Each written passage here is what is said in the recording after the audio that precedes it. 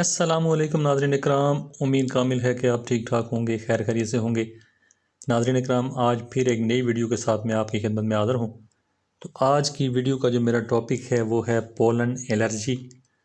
तो pollen allergy जो है वो कौन से मौसम में ज़्यादा फैलती है और इसके लिए क्या क्या एहतियाती तदाबीर हो सकती हैं, कौन कौन से लोगों को ये ज़्यादा मुतासर करती है, कौन सी उम्र के लोगों को मुतासर करती है और ये किस टाइम से किस टाइम तक होती है, ये भी आप डिस्कस करेंगे। तो आज की वीडियो जो है वो बहुत ही ज़बरदस्त साबित होने वाली है, तो वीडियो को पूरा लाजमी देखिएगा ताकि आपसे कोई भी बात मिस ना हो सके। तो नाज़रीन इकराम, चलिए शुरू कर लेते हैं। रोज़मर्रा ज़िंदगी में हमारा वास्ता बहुत ऐसी बैरूनी चीज़ों से पड़ता है जो कि केमियाई एतबार से प्रोटीन होती हैं, जिनके मज़र असरात से बचाव के लिए हमारा मदाफ़ाती निज़ाम जो है वो फ़ौरन काम शुरू कर देता है। लेकिन नाज़रीन इकराम, अगर किसी वजह से मदाफ़ाती निज़ाम कमज़ोर पड़ जाता है तो मज़र चीज़ के साथ साथ गैर मज़र चीज़ें भी हमारे जिस्म में एक रद्द-ए-अमल पैदा करती हैं जो कि मुख्तलिफ़ अलामात की शक्ल में ज़ाहिर होती हैं। ऐसी चीज़ों को एलर्जी कहा जाता है। तो नाज़रीन इकराम, एलर्जी की मुख्तलिफ़ अक़साम हैं, जैसे सांस की एलर्जी, नाक की एलर्जी, आँखों की एलर्जी, खुराक की एलर्जी वगैरह वगैरह। तो नाज़रीन इकराम, बाहर के मौसम में फूलों के ज़र्रात, जिन्हें हम ज़र्द दाने भी कहते हैं, हवा में बहुत ज़्यादा मिकदार में मौजूद होते हैं। ये ज़र्द दाने बहुत छोटे होते हैं और इन्हें सिर्फ माइक्रोस्कोप की मदद से देखा जा सकता है। ये ज़र्द दाने जब हसास लोगों के जिस्म में दाखिल होते हैं तो ये जिस्म में मुख्तलिफ़ अलामात पैदा करते हैं। इसे पोलन एलर्जी कहते हैं। सादा किस्म के पौधे जैसे झाड़ियों, घास, दरख्त वगैरह के ज़र्द दाने एलर्जी का सबब बनते हैं। ज़र्द दाने हवा, पानी, कीड़े मकोड़ों या जानवरों के बालों में भी फंसे होने की वजह से फैल सकते हैं। तो नाज़रीन इकराम, पोलन की मिकदार जो है वो गर्म और खुश्क दिनों में ज़्यादा होती है, जबकि नमी वाले दिन इनकी मिकदार कम होती है। नमी वाले जितने भी दिन होते हैं उनमें मिकदार इसकी बहुत ज़्यादा नहीं होती। इसके अलावा पोलन सुबह 5 बजे से 10 बजे तक बहुत ज़्यादा मिकदार में ज़मीनी सतह पर होता है। इस तरह शाम 5 बजे से आधी रात तक पोलन की जो ज़्यादा मिकदार है वो ज़मीन में रहती है। और नाज़रीन इकराम, पोलन एलर्जी मौसम अमामन फरवरी के आखिरी हफ्ते में शुरू होकर मई के पहले हफ्ते तक रहता है। इन दिनों में चूँकि दरख्तों और पौधों पर फूल लग रहे होते हैं, इस वजह से हवा और ज़र्द दाने की तादाद ज़्यादा होती है, जिसके बायस अस्पतालों में पोलन के मरीज़ों का रश भी ज़्यादा बढ़ जाता है। अब नाज़रीन इकराम, कुछ लोगों को कटाई यानी थ्रेशर के मौसम में भी मसलन जून जुलाई में एलर्जी की शिकायत ज़्यादा हो जाती हैं और कुछ को बरसात के मौसम यानी जुलाई ta सितंबर, जबकि कुछ लोगों को सर्दियों में जब रुई की फसल उतारी जाती है तो एलर्जी का मसला शुरू हो जाता है। तो नाज़रीन इकराम, एक तहकीक के मुताबिक पोलन एलर्जी मौरूसियत को भी ज़ाहिर करती है, यानी अगर किसी शख्स के दोनों वालदैन एलर्जी के मरीज़ हैं तो इस शख्स में एलर्जी होने के इम्कानात 50 से 55% तक हो सकते हैं।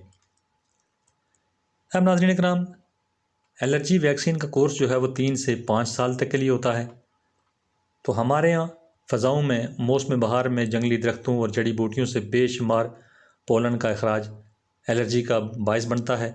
कौमी इदारा सेहत की तहकीकात के मुताबिक जंगली शतूत, आम घास, सफ़ेदा, सनत्था और गुलाब के फूल बहार में पोलन एलर्जी का बायस बन जाते हैं।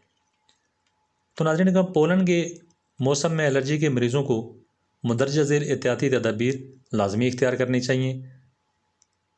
मिसाल के तौर पे बिलावजह बागात, जंगलात या ज़्यादा दरख्तों वाली जगह पर जाने से गुरेज़ करना चाहिए। घर में गैर ज़रूरी पौधे लगाने से गुरेज़ करना चाहिए। घर में सफ़ेदा, जंगली शतूत, सनत्था वगैरह की बाड़ लगाने से गुरेज़ करना चाहिए। पोलन के मौसम में घर की खिड़कियाँ बंद रखनी चाहिए। फ़िल्टर मास्क का इस्तेमाल ज़्यादा करना चाहिए। धुआं, धूल और गैस से बचना चाहिए। और नाज़रीन इकराम, सफ़र के दौरान गाड़ियों के शीशे जो हैं वो बंद रखने चाहिए। एलर्जी के मरीज़ पालतू जानवरों मसलन बिल्ली, कुत्ता, खरगोश, परिंदों वगैरह से ज़्यादा परहेज़ उनको करनी चाहिए, उनके करीब उनको नहीं जाना चाहिए। पोलन के मौसम में चश्मे का इस्तेमाल जो है वो ख़ास करके जो लोग एलर्जी के मरीज़ हैं, पोलन एलर्जी के मरीज़ हैं, तो उनको इस्तेमाल करना चाहिए। कॉन्टैक्ट लेज़र जो है वो इस्तेमाल नहीं करना चाहिए, क्योंकि पोलन के ज़र्रात जो हैं वो लेज़र के नीचे फंसकर एलर्जी का बायस बन सकते हैं, इसकी इन्फेक्शन का बायस भी बन सकते हैं। तो नाज़रीन, हम घर में जो कालीन वगैरह हम इस्तेमाल करते हैं तो उसको भी बहुत कम से कम इस्तेमाल करना चाहिए। उसके अलावा जो फैले हुए तकियों के ऊपर जो है ना थोड़ा सा वो बनाए होते हैं, जिस तरह से झालर टाइप होती है, तो तकियों जो झालर वाला जो तकिया होता है, गिलाफ होता है, वो भी इस्तेमाल करने से आपको गुरेज करना चाहिए। ऐसे में भी जो है इसका नुकसान आपको हो सकता है और आपको पोलन एलर्जी से छुटकारा नहीं मिलेगा, बल्कि और ज़्यादा इसमें नुकसान हो सकता है अगर आप इस किस्म के तकिया आप इस्तेमाल करते हैं जिनमें झालर वगैरह लगी होती है। एलर्जी से बचाव के लिए डॉक्टर की हिदायत के मुताबिक मखसूस टेस्ट भी किए जाते हैं और बाद में वैक्सीन भी दी जाती है, वैक्सीन लगाई भी जाती है। तो एलर्जी जांचने के लिए जिल्द का टेस्ट किया जाता है, जिसे स्किन प्रैक टेस्ट कहते हैं।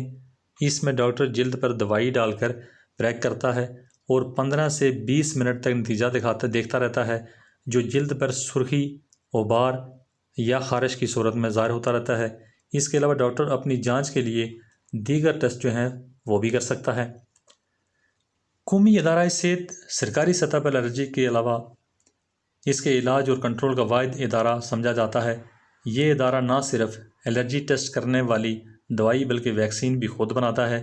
ये पाकिस्तान में ख़ास करके मौजूद है और वो वाहिद सरकारी इदारा है जो रोज़ाना 300 से 400 तक एलर्जी के मरीज़ों का इलाज करता है पाकिस्तान में। तो एलर्जी वैक्सीन का कोर्स जो है वो 3 से 5 साल तक के लिए होता है। ये कोर्स हमारे जिस्म में एलर्जी के बायस बनने वाले इम्यूनोग्लोबुलिन को कम करता है, जिससे मर्ज़ की शिद्दत में कमी आ जाती है। कौमी इदारा सेहत के मुताबिक वैक्सीन लगाने से पहले ज़रूरी है कि आपका डॉक्टर आपको एलर्जी वैक्सीन के लिए रेफ़र करे। आपकी उम्र 10 से 55 साल के दरमियान होनी चाहिए।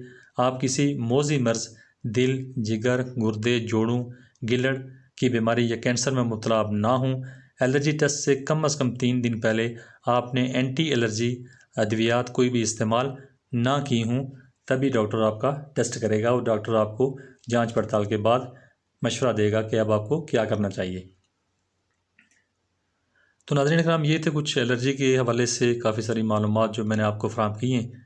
उम्मीद है कि आपको पसंद आई होगी और मज़ीद अच्छी मालूमात के लिए आप मेरी वीडियो को लाइक लाजमी करें, मेरी वीडियो को शेयर लाजमी कर दिया करें, ताकि मैं अच्छी वीडियो आपके लिए बना सकूँ, और मेरे चैनल को सब्सक्राइब लाजमी किया करें।